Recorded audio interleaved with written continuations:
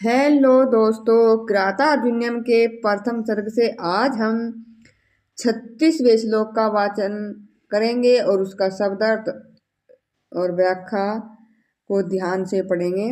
चलिए पहले इसका वाचन करते हैं। वनात संज्ञा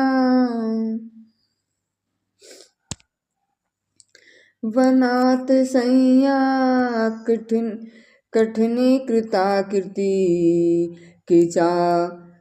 किचाचितौ विश्वगिवा गजौ गजौ कथं तमेव तौ धृता संयमौ यमौ विलोक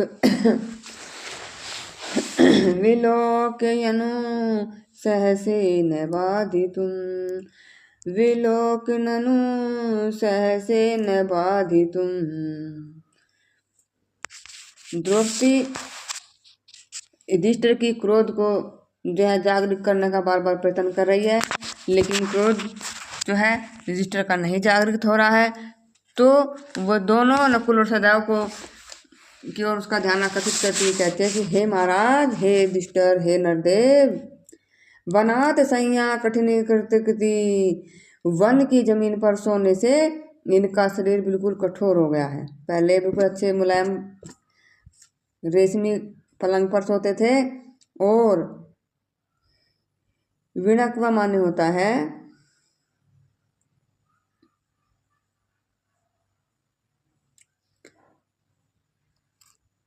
चारों ओर। कचा चितऊ का अर्थ है बालों से व्याप्त।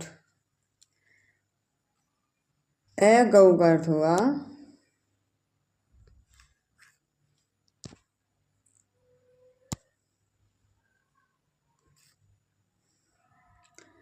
पर्वतीय और गजो माने हाथी। हे महाराज, इनके जो है वन की जमीन पर सोने से इनके जो है शरीर कठोर हो चुका है और चारों ओर इनके बालों से ये चारों ओर बालों से व्याप्त हैं और यह पर्वतीय गजो माने हाथी के जोड़े के समान, हाथी के समान। ये तो इन दोनों यमो माने जुड़वा भाइयों को, सह उत्पन्न माने जो एक साथ पैदा हुए हों और यह जुड़वा भाई कह लीजिए।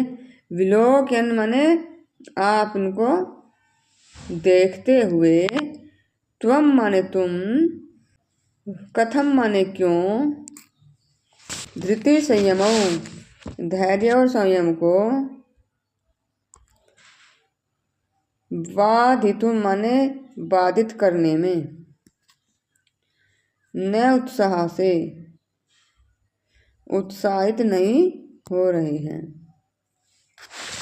हे महाराज, हे नरदेव, आप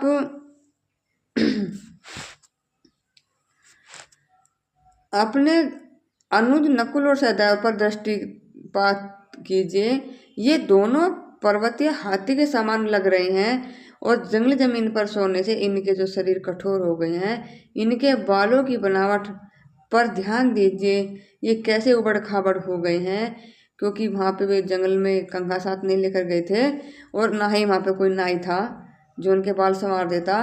तो कहते हैं कि आप इन दोनों को तो देख नहीं रहे, केवल संयम धैर्य के जोड़े को पाल रहे। इसलिए दो जुड़वा भाई तुम्हें दिख नहीं रहे, जिनके बाल उबड़ खाबड़ हैं, जिनकी शरीर की बनावट इतनी बेढंगी हो गई हाथियों की तरह, और बस तुम्हें दो ही जोड़ा दिख रहा है, धैर्य संयम। चिढ़ चुकी है पूरी द्रौपदी और धैर्य और संयम छोड़िए। धैर्य संयम को छोड़िए और अपने भाइयों की परवाह कीजिए।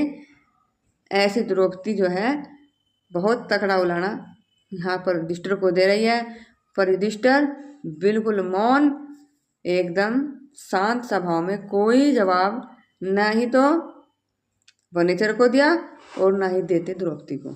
शांत बैठे हैं क्योंकि समय उनका विपरीत है। तो हमें युधिष्ठिर से ये सीख लेनी चाहिए और इस श्लोक से भी, जब हमारा समय विपरीत होता है, हमारे अनुकूल नहीं होता है, तो हमें चाहे हमें अपने कहें चाहे हमें पराए कहें, हमें बस सुन लेना चाहिए। धन्यवाद दोस्तों।